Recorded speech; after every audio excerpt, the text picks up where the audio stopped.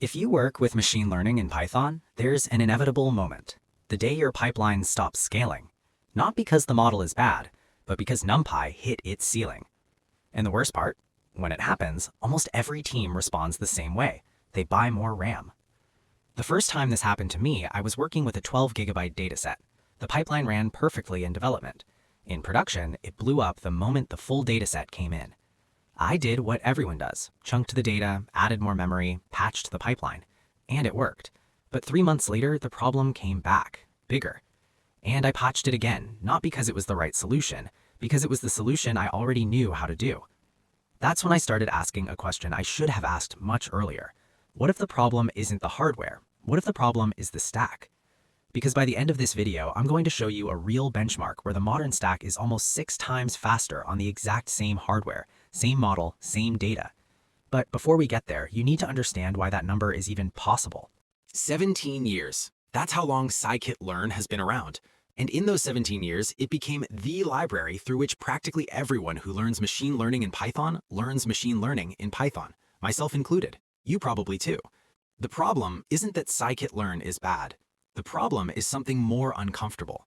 There's a difference between saying Scikit-Learn was revolutionary and saying it's still the best option for production in 2026. And in this video, you're going to see exactly where that difference lives, in numbers. But first, you need to understand why that crash you saw at the start was inevitable. Scikit-Learn runs on top of NumPy. That's not a secret, and it's not a criticism. NumPy was the foundation of scientific computing in Python for nearly 2 decades, and Scikit-Learn was built on top of that foundation.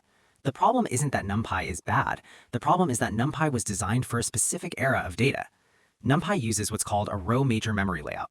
Data is stored in memory row by row.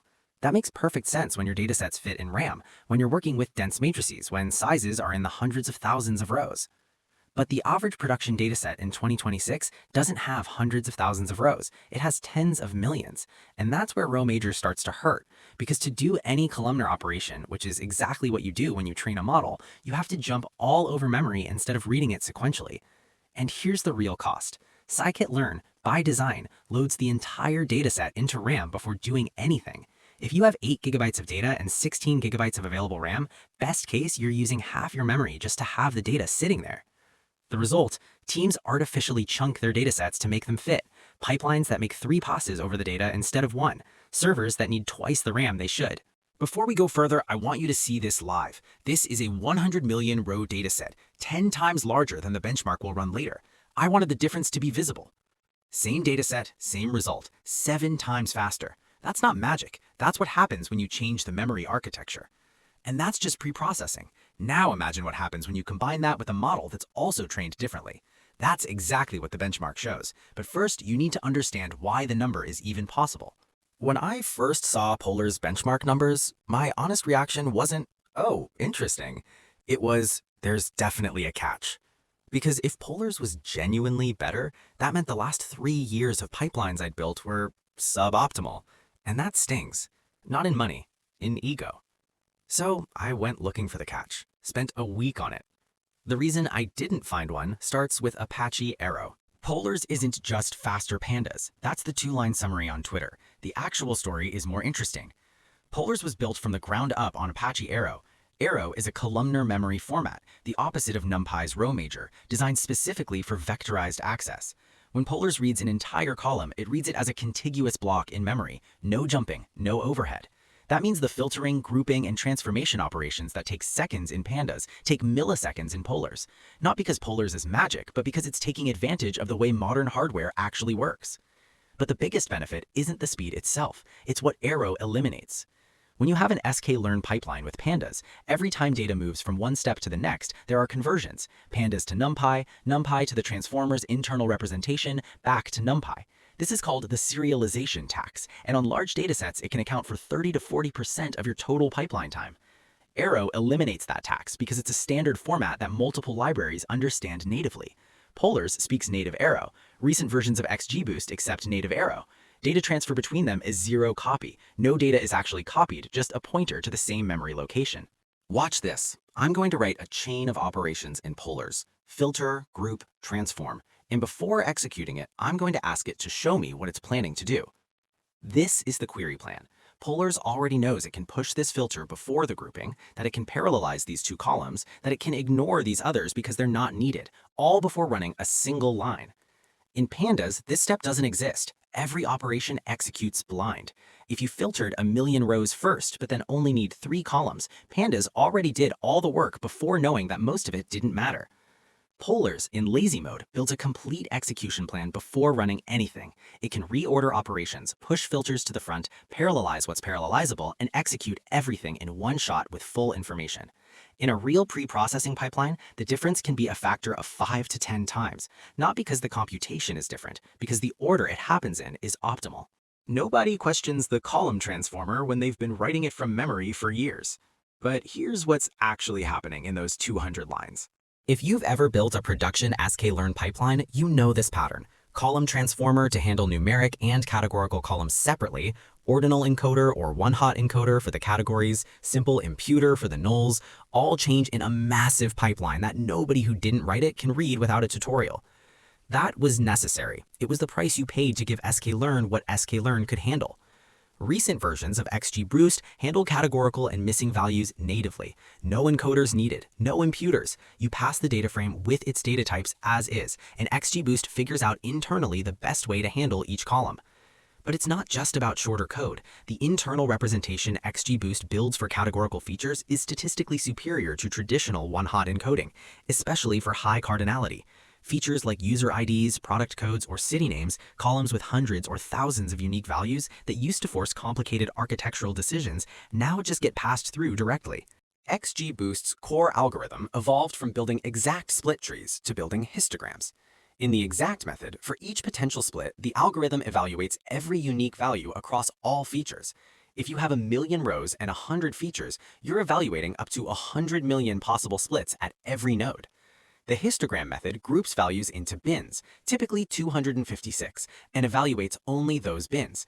The precision loss is minimal in practice, the speed gain is massive, and in the current version, those histograms are built to take advantage of SIMD instructions on modern hardware, the same calculation applied to multiple values simultaneously at the CPU level.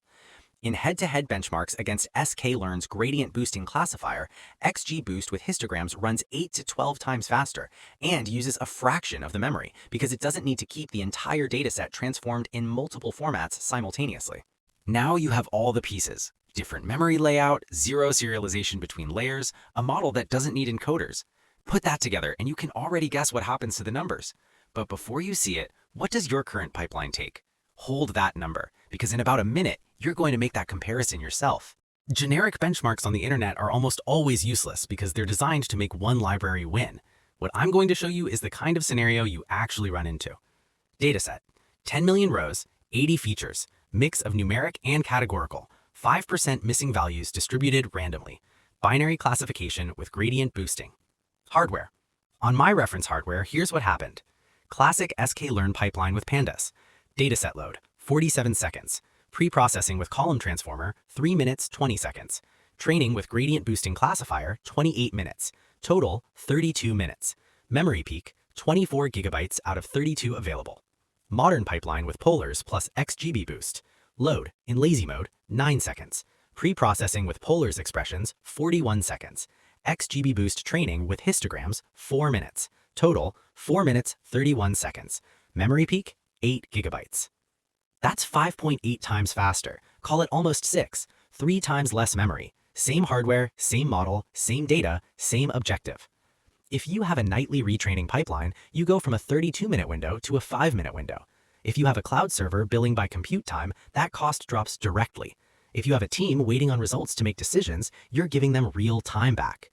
And if that pipeline ever feeds into a larger AI system, a fine-tuning workflow, an agent processing data in real time, a RAG pipeline, that 5.8x speed factor becomes the difference between acceptable latency and latency that breaks the experience.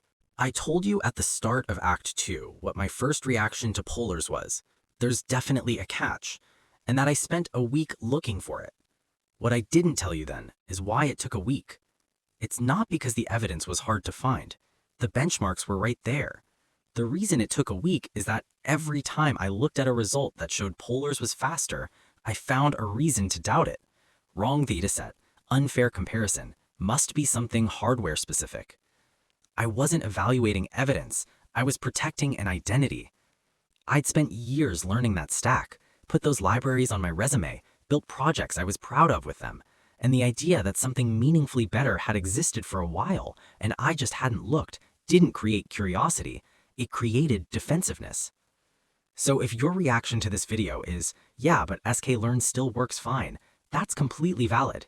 It does work, and it also deserves a follow-up question. Works fine for whom?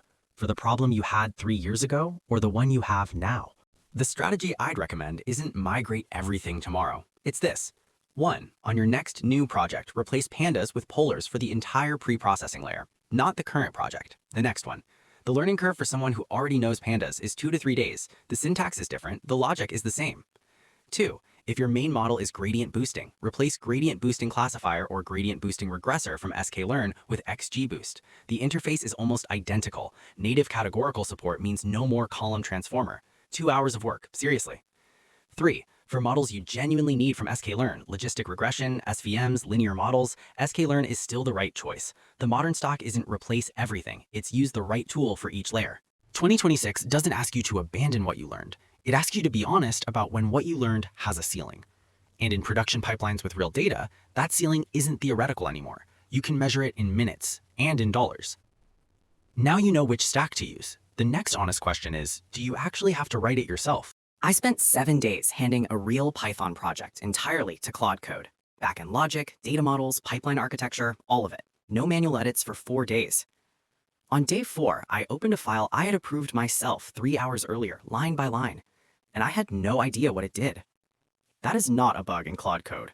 That is what happens when you optimize for shipping and stop optimizing for understanding. In the next video, everything that actually happened. The benchmarks, the rate limits, the moment I realized I wasn't the developer on the project anymore. If you're thinking about using AI to build your Python stock, watch it before you start.